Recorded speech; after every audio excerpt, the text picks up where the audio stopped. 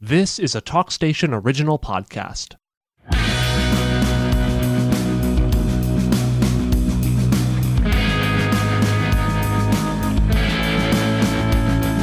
Hello and welcome to the Paper Boys podcast. I'm JJ Smith. And I'm Zach Now. We are reporters with the Carteret County News-Times. We are joined by nobody.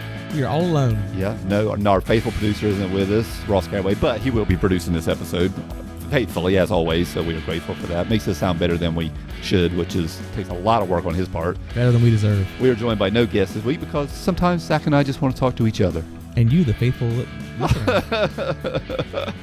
All right, so what are we talking about today then? All right, so the reason we did not have a guest is there's some things going on, big time things in high school sports that we want to talk about. There is high school football, just the big revenue sport out there, and this weekend is high school football state championships. Is there a bigger event on the calendar than the high school sporting season than high school football state championships? It's hard to know because I've never been to one. We've also had huge news in the realm of high school, North Carolina High School Athletic Association news, probably some of the biggest we've had in a while.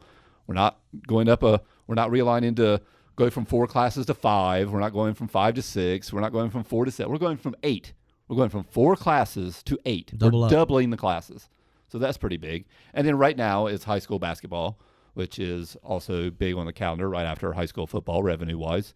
And that brings it home to Carteret County, where although we are early in the season, well, actually, I guess we're not too early. Most teams play about 20, 25 games. We're like 5 games in, so we're 20, 25% of the season already. That's crazy. It is. Yeah. It feels like it just started. It feels like we were just sitting here making our woeful predictions about how we thought each team was going to do. Well, let's start with that. The 2 biggest surprises, and we'll start with the biggest so far as our predictions and our thoughts on the season, was Croatan boys basketball. The Cougars are 6-0. Mm-hmm. I thought they were going to be good. I didn't think they were going to be this good. Yeah, I saw a tweet today from one of the players that said something like, is everyone out there awake now because you all were sleeping on us or something along those lines? And, when you make these predictions, you look at what's on paper, you look at what's come back, you look at how the team did last year, but you don't really know, and so they get out on the court and they're 6-0 and they seem to be rolling along. I mean, I got to imagine it's been a while since they've started 6-0. You did the story when they played East Carteret. No, Maceo did that story, Maceo Donald, and it was the first time in how many years? I think it was 2011, I want to say. Jeez. So it's been some time. They are good. You're not all in yet. Do we have to jump right into that? Look. When we did the predictions, one of the things that I noticed was the non-conference schedule wasn't great. If you look at the teams they've played so far, they've performed well. I saw them against South Lenoir for about a quarter and a half. They move the ball. They shoot the ball. They seem hungry. They seem athletic. Winning begets winning. So when you are out there and things are going well, that usually tends to translate. I'll be curious to see how they do after a first, loss or something along those lines. But no, I mean, right now they're ranked number 3 in the 3A East. Number 3. That's pretty good. Wow. The teams they've played, however, not so good. Now, they're ranked number 3 in the 3A East, but they are ranked 37th in the state overall across all classifications. That's a pretty good number. They've played South Lenoir, 1-5. They're 476th in the state across all classifications. They've played Havelock, who's 2-3. They are 195 in the state. Cape Hatteras, 2-4. They're 433rd. Ocracoke, who's 4-2, but it's Ocracoke, and they are 306th in the state. And then East Carteret, who is 3-2, but they're 133rd in the state, and they are we mean no offense here, they are what looks to be a 2-man operation. And that is hard when you're playing a team like a Croatan, which has a lot of different options. Croatan is off to the best start since 2012-2013 season. Okay. So that's a long time. That is a long time. Yeah. The other day they had 89 points in a win over South Lenoir. That is the most points Croatan has scored in a game since 2012. Wow. So they're doing some things. And it's not just, the wins and losses. They've got a nice balanced approach, it would seem. They've got some young guys out there. Trey Jones is scoring 19.7 points per game. Cannon McBride, the freshman, 14 points a game. Luke Green, 11.3 points per game. And then you've got a nice list below that of guys who are scoring 4.5 points or more. And that's, that reminds me of some of these West Carteret teams that have come through in the past few years who, were out there chasing down regional finals appearances where you can't just have a couple guys. You have at least 7 or 8 people on the team that are scoring around 5 points a game or more. That 2012-2013 team started 10-0. Did they? So let's see if these Cougars can match that. Was that Dexter's last year or was that was Kirk McDougal's first year? Yeah. Okay. So I'm all in. Okay. I'm buying all the stock of Croatan boys basketball. In fact, I wish I would have bought the stock before the season. Well, I'd have got it at a much lower price than I'm buying it right now. Okay. Now it's going up. They are versatile. Mm-hmm. They're deep. Mm-hmm. They're balanced. I think they can beat you in the full court. They can beat you in the half court. High school boys basketball, just like high school girls basketball, just like any level below college, the better you can do to get out and run to get easy points, the better for you. But I think these guys can play in the half court pretty good. I think they can run sets. They play hard. They play smart. They play defense. They don't play gimmicky stuff where it's they have to play zone because they're not good, or a box and one or triangle and two. They'll play man up, and they play good defense. They play hard. I think they're hard. Play hard. I think they play hard. I think they play smart. They can shoot. They got a couple bigs, which I was thinking. I'm going to stop you right there. You're all about the big life in Carteret County. I'm going to go ahead and stop you right there. And here's my thing. You buy the stock. I'm going to play the other side here. And, as somebody who's covered 3,000 Croatan boys basketball games, I love to see them doing well. It's wonderful. However, they don't have a true center on that team that is productive beyond a few points per game. Let's talk about how you're the president of the Luke Green fan club, and I love Luke Green. The only two people that are bigger fans than him is his parents and his grandparents. I sent you a list the other night of recent great players who, have come through the county the last few years, and most of them are not bigs. You know what I was thinking?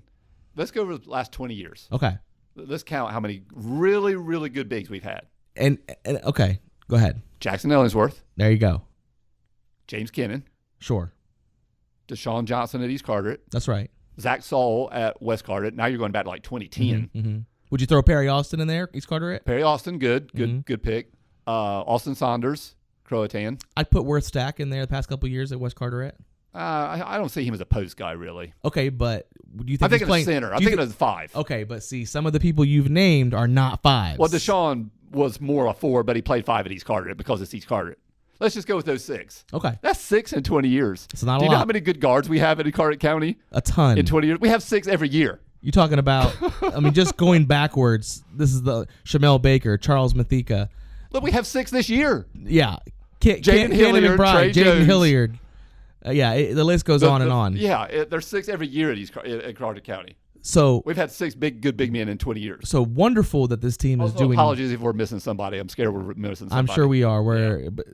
Wonderful that these guys are doing well. And look, the 2 guys at Croatan, Luke Green and Matthew Crittenton, the sophomore transfer from Swansboro. I'm not putting them on that level. No, but to have 2 good, solid bigs. Now, if we're most including teams in Carteret County history, don't have 1 good solid. If we're big. including 4s and 5s playing that position, then Luke Green is a 4. Sure. He's a solid 4, and I like him because he's not back to the basket. Right. He's forward. He's high post. He's right there. I'm saying that when you get into the playoffs, if you do not have a true 5, they're a 3A team. You are not going to do well. I don't expect them to do much in the playoffs. 3A basketball is tough. Well, guess what? They want to do well in the playoffs. Oh, for sure. You know how many people they lose between here and next year? They're going to lose some people, but it's not a lot. Luke Green. Well, no, they also lose Holden Martin. They lose Seth Boyette. Okay. These are these are role players. Yeah, but they contribute to that. That's what contributes to that balance. Depth. That's right. The depth, that's right. The versatility. You're right. But this team has big aspirations going, and maybe someone like Crittenden's got size. Maybe he develops between now and then. He's only a sophomore. I'm just saying, when the going gets tough, if you don't have a true 5, it is going to be very, very difficult for you. But it is nice for them to have 2 bigs where they're just not a bunch of mighty mites like those East Carteret teams that went to the state championship. Look, they won a state championship. They went to back-to-back. But it would have been nice to have a guy that was 6'6". Well, and the chemistry those guys had together But these guys have 2 next level big guys that is going to help them in the regular season. One thing I do want to point out is the non-conference schedule that Croatan's been playing it is worth pointing out that has not been very good. It's equally important to note how good those Coastal Conference teams that are waiting for them are going to be. Okay, you've got White Oak, ranked number 5 in the 3A East. Swansboro, number 9. West Carteret, number 15. Dixon, number 21. That's going to be a loaded conference. I think I'm so excited because this is not a basketball school. Uh-huh. Well, excuse me. Andrew Gurley and Steve Yount would take offense to that. It's not a boys' basketball school. It certainly hasn't been for a while. They started playing basketball there in 1998. Mm-hmm. They finished above 500 3 times. Oh, wow. Yeah. Since 1998. Yeah. They're not a boys' basketball school. No. So this is big. It is. Yeah. And I had them at 15-8, 5-5 in the conference. I think you were like 14-9 maybe. Yeah, yeah. I'm looking at that 5-5 in the conference, and you're saying the conference is really tough. I could go up to 8-2. I could see just losing to White Oak. And or maybe splitting with White Oak and splitting with maybe one other team. Oh, I think Swansboro. I think White Oak's going to run away with it. You don't think Swansboro has a chance against Croatan? No, White Oak. I think White Oak's going to run away. I think there's your 2 losses guaranteed for Croatan. Okay. Look, right now White Oak is number 5. Right. Croatan's number 3. Just throwing that out there. Sure. I could see them splitting with a Swansboro and a White Oak. Okay. We'll see. No, you're giving them 2 losses, 1 each, White Oak and Swansboro. I'm saying both to White Oak, maybe sweeping Swansboro, maybe split. I guess he's 7-3. Yeah, I've seen Swansboro play more than I've seen any other team play so far. As far as their personnel, and that's a very good team. Okay, and it's a very tall team. So it might be 6-4. Either way, the 5-5 looks like we were lowballing them. That's right. Yeah, I think so. And the 14-9 for you, 15-8 for me. That might get down to 5 losses, 4 losses. That's a fantastic year at Croatan. Especially when you look at what's building into the next year. For sure, they lose Luke Green as a starter. I think he's the only starter, right? But they bring back these Trey Jones, the Jaden Hilliards, Cannon McBride. Right. Who knows what Cannon's gonna end up becoming? As a freshman to average 14 points a game is pretty solid. The other big story in high school basketball so far for us is also at Ocean, the town of. It's on the other side. It's girls basketball. Yeah. We had I had them 16-6. I had them 7-3 and splitting the conference championship with West and White Oak, all 3 going 7-3. I think you were somewhere around that zone. Yeah, a lot of that was based on what we thought was going to be a pretty poor non-conference schedule. So far, that has not shaken out. They have 3 sophomores that are leading the team. Mm-hmm. That's tough. You expect them to take the biggest leap. Yeah. From freshman to sophomore year. Yeah, you definitely, because, they come in from middle school, the pace of the game is different. Right. The physicality of the game is different. Right. They come in and you really expect them to make that leap. It hasn't happened yet. They're 2-4, and it's a tough 2-4. They scored 11 points versus East Carteret. Yeah. And Andrew Gurley, the head coach that game, said, we look young. Mm-hmm. We look like our age, and we look like our inexperience, and that's tough. And I don't think what they'll look like now is what they'll look like at the end of the year. Andrew Gurley's going to coach them up. They're a really tough defensive team. But maybe where we were with our predictions, maybe we were putting a little bit too much the cart ahead of the horse kind of a thing where 3 sophomores, you don't want your team to be led by 3 sophomores. No, and the prediction was based on expectations of growth, and that growth that didn't happen. I think and maybe we're comparing them to, a Kelly Haggerty, Allie Roth, Savannah McAloon, Natalie Shaw, who started as a freshman and just got the tar beat out of them. I think they went like 5-17 or something. The next 3 years, then they lost like 12 games or something. But you're also talking about some of the best athletes to ever come out of Croatan High School. So the difference between that group and this group is a couple things. One, all 4 of those were brought up as freshmen. That was huge. Right. You bring that whole group up together. Now they're learning together. Right. These sophomores that are here this year, only 2 of them played varsity last year, and the other 2 did not. The other one did not. But I think there's 4 sophomores total that came in as freshmen last year. The other thing is that the girls you mentioned from a few years back all played pretty specific positions. Right, yeah, 1, 2, Kelly 3, was 4, the 5, Savannah was the 4, right. Natalie was the 2, Allie was the 1, and it really made sense as they developed the nature of the team. These are all wings. These all seem like wings. Right. So they'll be better. They'll be better at the end of this year. They'll be better next year. They'll be better senior year, but right now they are still young. They lost a lot. Well, I don't think we also factored in how much they lost. Ginger Hayden, not necessarily a basketball player. We think more of her as a track and field athlete, I think, but she was their best rebounder. She was their best scorer last year. Well, and you put her on this team. Right. Well, she brought a very specific Toughness. Characteristic, and it was toughness. Yeah. And that's an important quality to have in girls basketball and any high school sport. I mean, they've got a couple of seniors, but they're not seniors that have been there a long time. They're not seniors that have been leading them for a while. It's not the Ginger Hayden kind of a deal where she was, again, top statistically scoring and rebounding. These are more role players, these seniors. So for these sophomores, it would really need that one senior that could kind of carry the load, and they could be supporting types. Yeah, and I think the one thing that has stuck out to me over the last few years, because it's been a while since Croatan has had an amazing basketball year, and I think a big part of that for me is when you have girls being recruited onto the team who haven't been playing the last few years. Sophia Mendelia this year, volleyball player, Kate Wilson last year. That's a sign that you're looking for some athletes. Yeah.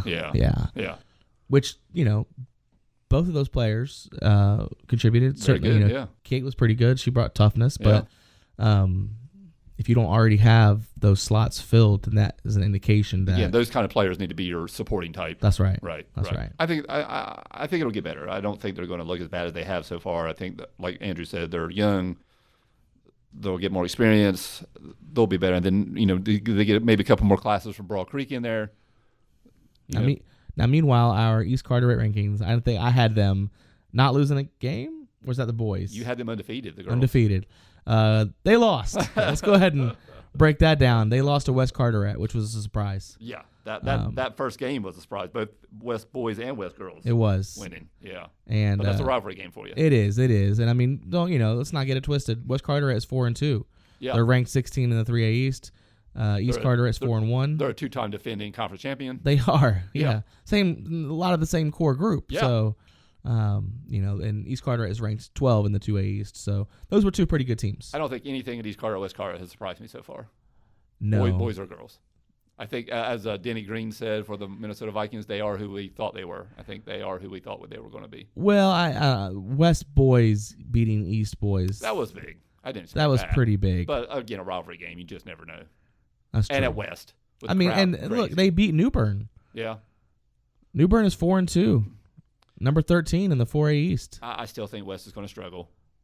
I had them at about 500. I think you did too. After seeing how Croatan looks now, I think it's obvious that West ends up as fourth in that conference. Behind them, Swansboro and White Oak. Wow. Yeah. Okay. We had them tying for third. We had them tying for third. That's right. I think that's out. Right. I had East with 18-5. I think you were about the same thing. Mm-hmm. Look, East has got conversely talking about teams that don't have tough non-conference. I think the East boys do have tough non-conference. First of all, you play West Carteret twice. That's a 3A team you're playing twice. That's right. I think they play Swansboro. They have a Havelock. This is a school with 500 kids. They're playing 1,300 schools, enrollment schools. So and the challenge they face in this schedule is not going to be the challenge they face in conference or in the first 3-4 rounds of the playoffs. Right. I think they'll be fine. Yeah. I don't think East fans need to panic. No. Yeah. Right now it looks like Shamel and Charles are going to have to carry the load. Shamel Baker, Charles Matheka. And one night when one of those guys are off, it's going to be tough. It is. But in that conference, I think they're going to win again. Yeah. They've won 4 in a row. I don't see any reason why they're not going to win 5 in a row. And like you said, get in the playoffs. I think they'll get second, third round. I think that's a good year. The Grace girls, they lost that first game, so it feels like the world's caving in, but they're 4-1. They're fine. They're going to do fine in that conference. West boys, we just mentioned. West girls, we talked about. I think East and West are going about the way we thought they were going to go. Yeah, and we talked about some of the overall records and stuff, but in terms of we had a Player of the Year conversation at the beginning of the year, and that has also taken a bit of a turn. Yeah. We did not throw in a certain freshman because he's a freshman, and we don't typically give that award to freshmen. But Cannon McBride is on a tear. We don't see freshmen make an impact as like he has around here in big sports. I can't remember the last freshman we had. Maybe Jacob Nelson at East Carteret. Right. It's few and far between, man. Cannon McBride, he might want to check out this weekend's News Time. It's plug. We're doing all county soccer. Mm-hmm. He set freshman records for assists. Mm-hmm. He set freshman records for scoring. He set freshman records for points. He was one of the best players on the soccer team as a freshman. Now he's on the basketball team. He's one of the best. He's really having an impact as a freshman. And, let's not disrespect here. I thought that it was going to, we talked about Trey Jones and Jaden Hilliard being side by side for Croatan. Two-headed monster, kind of like East Right. Carteret. But that also has not shaken out just yet. Jaden has a very specific role on the team. He's the point guard. He's the quarterback. He's the quarterback. Yeah. Great. He is averaging 6.2 points per game. Trey Jones, 19.7. Well, I think Jaden not having the numbers shows just how good they are. They don't need him to be that. Were That's they a worse right. team, That's he'd right. be putting up That's right. 15 and 5. Right. But he doesn't have to. You need at least one person who doesn't rely on 3-point shooting Right. to be your scorer. That's Trey Jones. Right. So if that team finishes like they should, I think that those two are someone that would be looked at. And in the same vein here, East Carteret, we thought that was going to be a two-headed monster. That's about a 10-point difference right now as well. Really? Shamel Baker's 31 points per game. Wow. Charles is 21.5. 31. points per game. Gosh, have we had anybody average 30 points? And just real quick, just to expound on that. I mean, here. he's not going to average 30 points. Look, Well, 31 points, 5 rebounds, 4.5 assists, 4.5 steals. if he averages 30 points a game this year, you're going to have, I don't know if anybody in the history of the county's done that. 31 points? 30? Yeah. The 30? Man, I can't think of anybody. That's gigantic. Yeah. No, I don't think anybody's come close. No, usually you end up settling around 24, 25. Yeah, even Jock Brown, arguably the greatest player in East Carter history, I think his senior year was like 25. So, yeah, 30, you're putting up some monster numbers.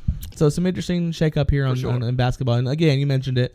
We're only a quarter of the way through the season. And I'm looking at the standings, and looking what teams in their conferences are doing. And I think in the East Carter boys, or I think maybe it's East Carter girls, like Southside's like 6-0, and you're like, whoa, look out, hello. And then you look, they played, Cresswell and Cape Hatteras, and you're like, oh, well, let's not get too excited here. It is non-conference. Non-conference is everything. And like you said, some teams aren't playing teams good non-conference schedule. Some teams are. It does seem like outside of these Carter boys, a lot of these teams wanted to give their kids some encouragement. Sure. Some positive reinforcement by giving them a slightly easier non-conference schedule, so they come out of it feeling like they've got something. For sure. I think Christmas tournaments will play a role. We got Croatan is playing Southside twice coming up. I think that'll give East a little, insight, both girls and boys, what that Southside team is going to look like. They've all kind of played Havelock, it feels like. They can all kind of judge each other by their Havelock common opponent. So I think we're seeing more revealed. The next couple of weeks, I think, we're going to really start to determine what these teams look like. I'm Ryan Kelly. I'm Lynn Schultz. And we're the hosts of the Senior Moment podcast. Each week we bring you conversations with experts right here in our community about the common and uncommon challenges facing our aging population and caregivers. We discuss the challenges of caring for a loved one with dementia, as well as the importance of health planning, family history, and much more. Join us every week for Senior Moment, streaming now on Spotify, YouTube, and at CarolinaCoastOnline.com. I'm Rodney Kemp, and you're listening to the Paper Boys podcast. As the song says, it's the most wonderful time of the year. It's high school football, state championships being played this weekend. We're not going to get into predictions or who we think is going to win. You can check out the Carteret County News-Times football panel.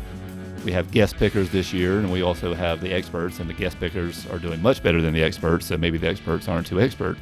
But yeah, Zach Nally might have been the only person to pick one team in one particular game, but that's him, being a daredevil. Is there anything right off the bat off these 4 games? Used to be 8, talking about classifications. They've knocked it down to 4. That jumps right out at you as what you're really interested in. As far as not so much maybe even the games, but just the teams, these coaches, these programs. We've got some fresh teams, but we got a lot that are there seemingly every year. Well, we got one that's just a direct rematch from last year. Yeah. Mount Airy versus Tarboro. That's the same game It was last year. And they played in 2017 as well. So what's going on This in is- Mount Airy? You ever been to Mount Airy? That I would not think of Mount Airy as football central. No. No. Now Tarboro has the name, Right. but Mount Airy, that's a pretty small area. Yeah.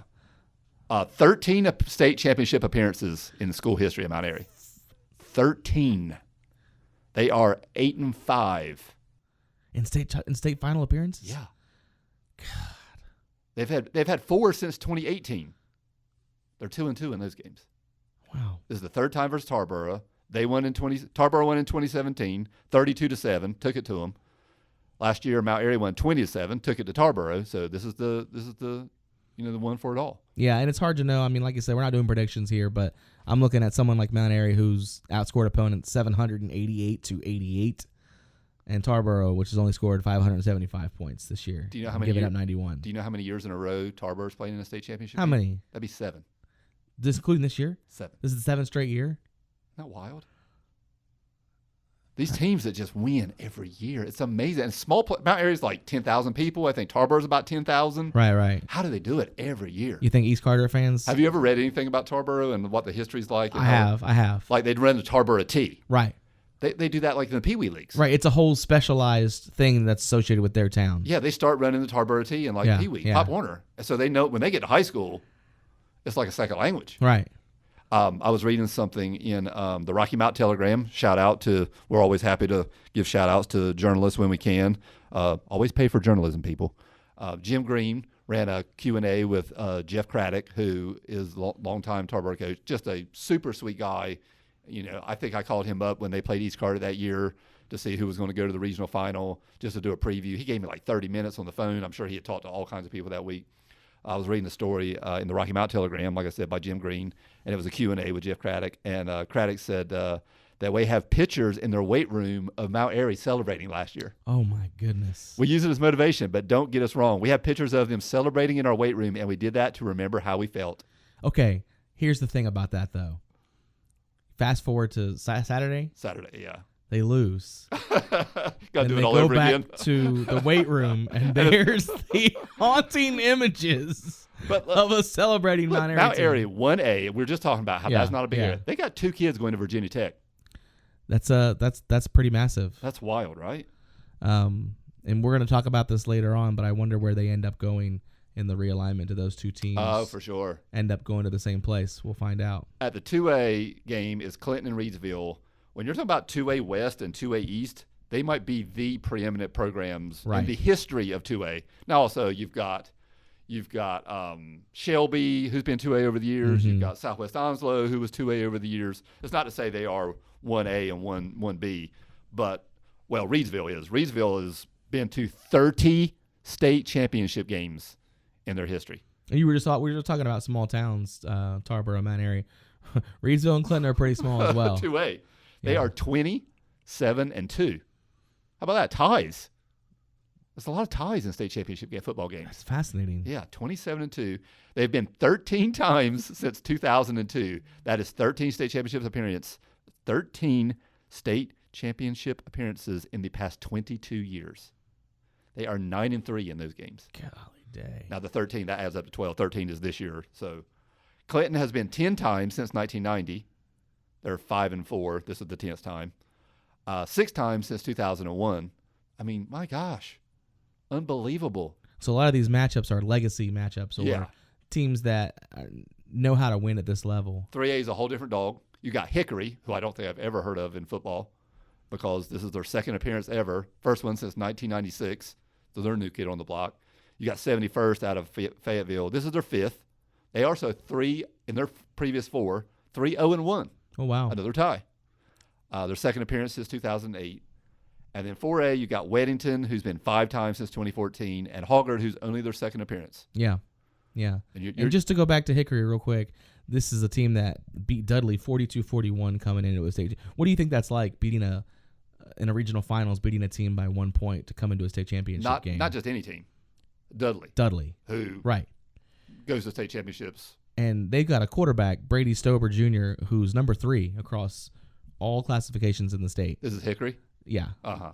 3,695 yards. Shout out to Fayetteville Observer for that number. There you go. That's interesting. And you mentioned 71st; they're playing for their 4th state title as a program. And you said you read a nice story in the Wilmington Star News about Hoggard that you liked. They're certainly the Cinderella team this year. Yeah. And no one's going to say they don't belong here. They smashed Cardinal Gibbons 41-20 in the regional finals. They know what they're doing. It's just that in terms of legacy programs, if you're looking at someone like Weddington, last year's state runner-up, right, someone that's been in this position before. Again, five appearances since 2014. So they know what they're doing. Hoggard, very new to the situation here. No doubt. They could be only the 3rd New Hanover team to win since the turn of the century. Wow. A state title. So New Hanover County. So this is not that part of the state doesn't. That's not football, I guess. Not really. Yeah. No. Which we lament our area. We cover Carter County sports. We wish we would cover a high school football state championship. But look at that. That's Wilmington, man. That's Wilmington it is. area. Now, a team like Weddington, this is definitely the juggernaut in the matchup here. 7 Division I commits or signees. Wow. This is big time. The only difference here is defense. Hoggard's defense is slightly better. They have 25 interceptions and 16 forced fumbles, 9 fumble recoveries, 2 safeties. Weddington only has 16 turnovers. So when it comes to an opportunistic defense, that's going to be the game that I look for the result more than any other game is the Hoggard Weddington and game. 3A, 4A, usually you are sending kids left and right to ACC right. even some SEC, Big Ten, big time talent, Mm-hmm. Power 5 That's right. conference, not kids going to some smaller schools or something. Is there any particular game is that the game that you're most interested in? Yeah. Just because you want to see if Hoggard can keep the because Cinderella. obviously our high school reporter, Right. But I don't usually look for those scores, but Right. I have read enough about this Hoggard team, and it's the closest team essentially to where we're at geographically. So I'm curious to see how it goes. It's also worth noting the number of teams we don't see in the state championship finals this year. Yes. One team that I thought for sure was going to be there right now was Havelock. Yes. And when you think about the last time Havelock was in a state championship, it makes you wonder. They were undefeated. That's right. And unfortunately, they had they picked a bad night to have a bad night versus Northern Nash. That's right. You name it, and it went wrong. Mm-hmm. Turnovers, they give up big plays. I think that's pretty surprising. I from afar, I say afar, Havelock's just down the street. I thought that was a team going to the state championship. I thought so too. Yeah. Yeah. Although I think they're got some youth in some places, but Sure.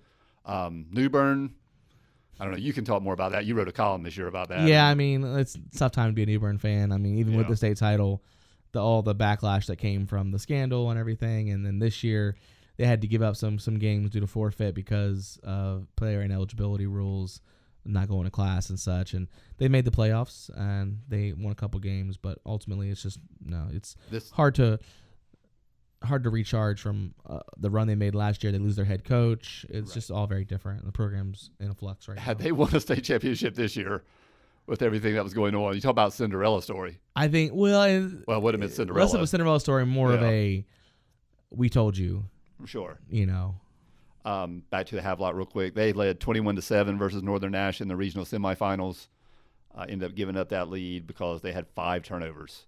Again, that's probably an all-timer for Havelock, all-timer in the bad way of 30, 40 years from now when people talk about seasons that got away from us, teams that should have won, could have won. I think that's probably going to be a year for Havelock. They thought they should have won. Another team that, routinely is, at least of late, has been vying for a state championship is Jacksonville. Mm-hmm. They went 9-2 this year. They lost to Southern Alamance, who went on to just barely lose to 71st, I think, who's in the state championship. I hope I got all that right. So Jacksonville, Havelock were right there. Just got beat by good teams or just had bad nights, whereas New Bern, the season just kind of went off the rails. Yeah, West Craven, I thought they were going to be pretty strong. They kind of fell off. Southwest Onslow had a pretty strong year. They ended up losing to Clinton. So they got smashed by that running back, Amaris Williams. You heard of this kid? Oh, really? 6'3", 270. He's going to Florida.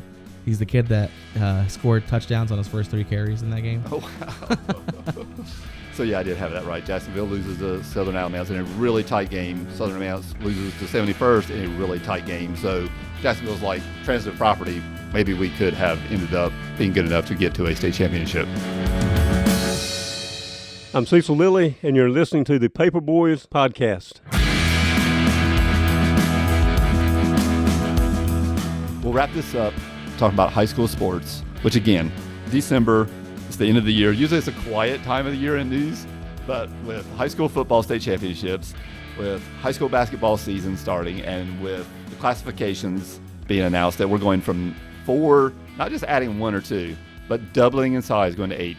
There's a lot going on. So I did a quick informal poll today. I got up with all the county coaches.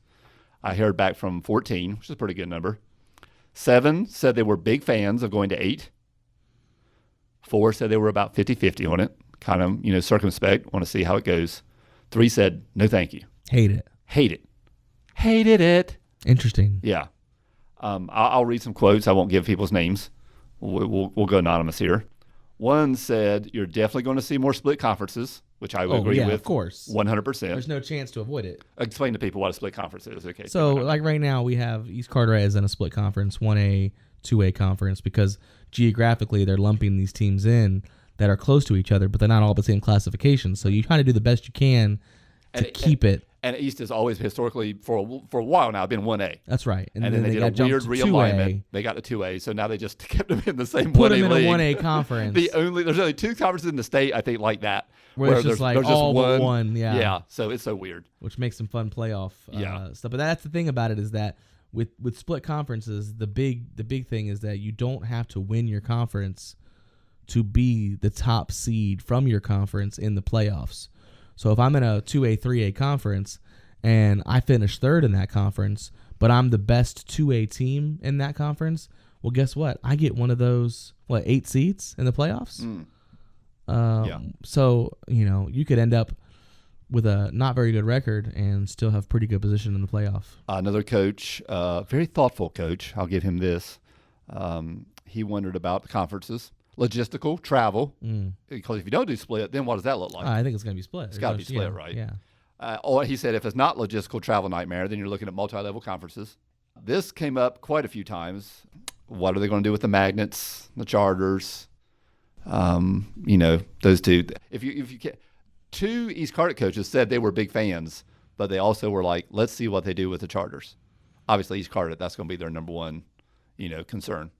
Most East Carteret coaches, fans, players, you name it, want charters, magnets, parochial schools. They want them in their own classification, regardless of their ADM, which is average daily membership. Another word for it, another way to describe enrollment. I don't think that'll ever happen. I think these coaches are wishing for something that won't happen. I don't think you're going to have a state legislature approve of a high school athletic association that they're now basically in charge of that kind of excludes a group of schools based on how they are, that they're different, that they're private, whether they're parochial or they're just set up differently as in charters and magnets. I don't think now it'll kind of take care of itself because there's discussion that these classifications are going to be set up strictly by ADM, the average daily membership, again, another word for enrollment. And if that's the case, most charters are going to be the lowest level because most of these charters are really small. You're talking about 200 kids, 300 kids, 400 kids. I have to imagine most of them are going to be 1 or 8. 1A.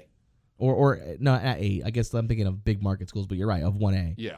Whereas East Carteret would probably stay at 2A. They would go to 2A probably. Yeah. Because they're not the 200, 300 That's right. area. That's right. But they're 500. And let's be honest, if your ADM is really, really small, and you're not a charter school, it's probably unlikely that you're too competitive in athletics anyway. Right.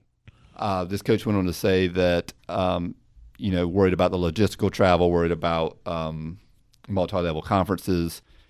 Sometimes we get lost. Look at us. We're talking about wins and losses. We're talking about state championship games. And this coach was like, there's so much more to athletics besides trophies, besides making money at the gate, besides state championships. And when you go to 8, kind of gets a little lost in that because now you're crowning 8 state champions every year in a lot of sports, not all sports, but in a lot of sports. And does it? I remember, I told you this the other day. I talked to a coach last summer who was vehemently against it because he said 8 classifications makes it too easy to win a state title, and he wouldn't be interested in winning a state title if it came that easily. Yeah, so I'm gonna go ahead and flat out disagree with that. Yeah, and the reason being is that you look at the way these state championships used to run with open classification. You think those guys who won football, basketball, wrestling, whatever, state championships, when it was 1A, 2A, 3A, 4A all mixed in, you think they look at a 2A state championship, something today, as anything to brag about? They do not. So it always goes downstream in terms of this group thinks that group has it easier. This group thinks that group has it easier. So, well, I mean, look at Roy Heverly, right? The wrestling goat. That's right. Of That's Carter right. County, the greatest of all Open time. classification championships. Dude beat everybody in the state. There wasn't no 1A, no Across 2A, wasn't everything. no 3A, wasn't no 4A. There was no hiding. There was one division, and when you won, you were the WWE. You had the belt. There was nobody else. Best in the world. That's right. You were the world heavyweight champion of That's the right. world. That's right. That's right. So, and my thing is too is that the difference between athletes now and athletes back then in open classification, there's a big gap.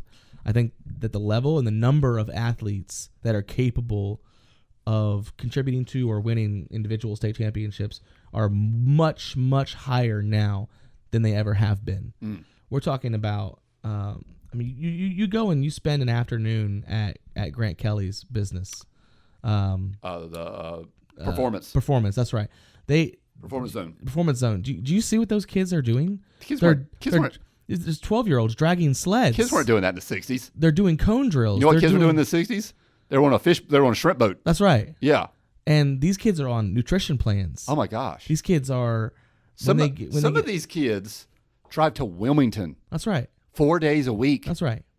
They drive to Greenville to play soccer on club teams. or Your volleyball average teams. athlete at these high schools is as good as some of your best from 50 years ago. It's like if you would 40 take years LeBron ago. James and put him in the 70s, they would think he was from another planet. That's right. That's right. It's different now. He's 6'9", 250, and can Our run like understanding a guard of the physical, human physiology. That's right. Yeah. Has changed. Right. And it's not just at the higher professional level. It's all the way down to here. high school. Yeah. Yeah. And you mentioned the club, the travel ball. Right. These things did not exist then either. So your ability to up your skill is You take those Beaufort Sea Dogs that won 3 state championships in a row, who still hold the North Carolina High School Athletic Association record of 91 wins in a row. Shamel Baker has taken more shots probably in the last 3 years than those guys took from the time they were born to the time they were 18. yeah. Because they have these shooting machines. Mm-hmm. They're in the gym all day. Those guys were working, man. It's different. Yeah. Yeah. It's a whole different deal. The conference thing, I don't think where we're located, I don't think it's going to be a big deal. East is still going to be in a conference with Lejeune and Jones Senior and Pamlico and Southside and Northside. Yeah. West is still going to be in a conference with White Oak and Swansboro and Richlands and Havelock maybe, and maybe Jacksonville or something. Yeah, I don't think our conference has changed that They're not going much. to change that much. Now, what happens? What I think will be different is when the playoffs hit. That's the difference. What will that look like? Will it be easier for a Carteret County team to win a state championship? It will be. It will be. If you go to high school OT, which is the high school sports vehicle for WRAL in Raleigh, shout out to Nick Stevens and J. Mike Blake. We've had J. Mike Blake on as a guest here on the Paperboys podcast. And if you click on their insider, it's like $7 a month, right? Got to support journalism, people. That's right. And J. Mike Blake did a good deal where he broke down what he thought the conferences would look like and what he thought the divisions would look like. And we're not going to get too deep into that because, hey, you got to pay for their product. So you want to see what that looks like, fork over $7 and, see what it looks like. Having said that, we'll give people a tease. Let's look at West Carteret and saying, would it be easier for, say, West Carteret or Croatan? J. Mike Blake has them at 5A. Now they're currently 3A. They have them at 5A. Do you know who they don't have to play anymore if that holds true? And we don't know what any of this is going to look like. But if that was to hold true, they don't have to play Greenville teams anymore. Mm-hmm. There's no more Conleys. There's no more J.H. Roses. There's no more South Centrals. Do you know who else they don't have to play anymore? Wilmington teams. There's no Laneys. There's no Hoggers. There's no New Hanovers. You know who else they don't have to play? The Sandhills teams. Lee County. Scotland. Richmond. So No Jacksonville. No Northside Jacksonville. I mean, Now you know who is there. now depending on the teams, depending on the sports, Sure. we'll see. We won't talk about East and all that kind of stuff, and we won't mention any names of who's moving where and stuff. But it opens up. It is worth noting that they have Croatan pegged for the same place They do. at 5A. They do. And most of the Coastal Conference, right now, White Oak, Dixon, Swansboro, West Carteret, Richlands, Croatan, they're probably going to stay a conference, a split 5A, even 6A even if they're conference. different. Yeah. Yeah, A couple of those teams are moving up to 6A, sure. but I just don't imagine that they're going to break this conference Right. up. I think you had Havelock and Jacksonville maybe being in different ones too. Havelock is 6. I don't want to. Jacksonville is 6, Havelock is 5. Yeah. So So without going too much deeper in Sure. there. we don't want to say give everything away, but yeah. Yeah, it definitely looks like you mentioned it. The Wilmington teams, the Greenville teams, the Fayetteville teams, If you- not having to play those. Wow. Yeah. And even if look, go back to that coach's thing. There's more things in life than winning state titles. There are, but man, it's cool just to make a deep run. It is. If you can go to third, fourth round, that's really cool, and that might be easier to Having do West Carteret go to these regional finals the last few now. years. And boys basketball, That's amazing. that was phenomenal. Yeah. And look, we really appreciate our cross country state titles, Sure. our soccer state titles. Track and field, Track and field. which Croatan's been winning like it's their job lately, cross country and track and field. Yeah, you think that stops now, that run? I think the individual gets easier too. It does. Tennis. Think of golf. Think of these teams like these kids in Greenville, these teams in Well, Wilmington. It's the Raleigh teams that we have the to watch out for when it comes Raleigh. to tennis and golf. You've got kids that are doing JO stuff, Junior Olympics, AAU. Mm-hmm. They've got the personal trainers. They've some of these the swimming stuff is so hard. Ask any of the swimming coaches when you go up in there and you go against these metro. Here's the sports that if I'm looking right now at the entire landscape, the sports that I'm now seeing as real potential opportunities: volleyball, baseball, softball, wrestling. These are the sports that now have bigger opportunities than they have in a while. So we'll see. I think it's going to be interesting in that some sports it will make very little difference because lacrosse, you're going to be jumping up. You're going to be bunching up. It's going to be like a 1A, 2A, 3A maybe, something like that. For the playoffs. Uh-huh. Yeah. Yeah. Gosh, that's a great point. They just changed Right. girls from open to 1, 2, 3, and 4. Right. How do you do it here? Do you do it 1 through 6 and then 7 and 8 on their own? Right. Because that's where all those 4A teams are going now, 7 and 8. Right. They're not going down to 6. Right. Track and field, that's usually 1, 2 in the winter, 1 plus 2, 1A, 2A.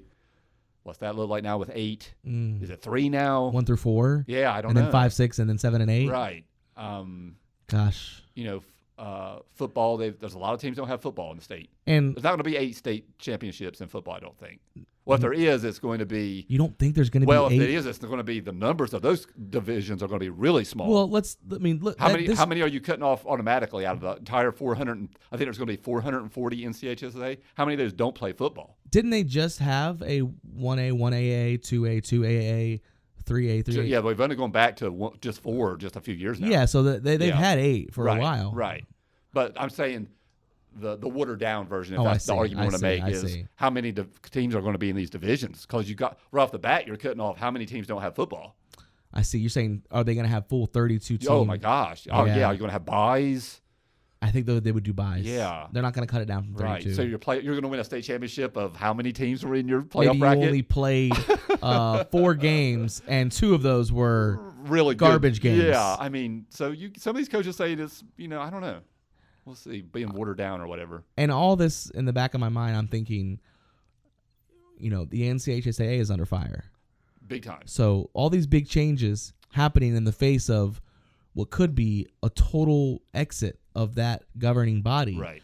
So what happens if possibly the state takes over? Then you're looking at it'll be really interesting to see how the and next all few these years East Carter are people treated. talking about what are we doing with charters? What are we doing with parochials? Again, now you're going to have state kind of dipping their toe in these waters, and you don't want to be segregating or pushing this team over here because they're a parochial, because they're a charter, because they're a magnet. State might be like, no, we don't want to. Yeah. We don't want to be doing that. So yeah, this is going to be really. This starts in 2025, by the way. Okay. So we'll see. I almost feel bad that it's not sooner. I'm looking at like certain teams that you see are starting to build up. That West Carteret volleyball team, it's got all juniors. They all come back next year. If this started next year Yeah. with a team that will be like 9 seniors, 11 seniors, with on that no team, rows. With no Greenville teams, no Wilmington teams, no Fayetteville teams, whatever. Let me ask you this before we close. Okay. Are you a fan of it? Wow. I think I would like it more like 6. Okay. How about you? Huge fan. Love big changes. You love it. Big sweeping changes. You'd be happy with 10. Yeah. Bring it on.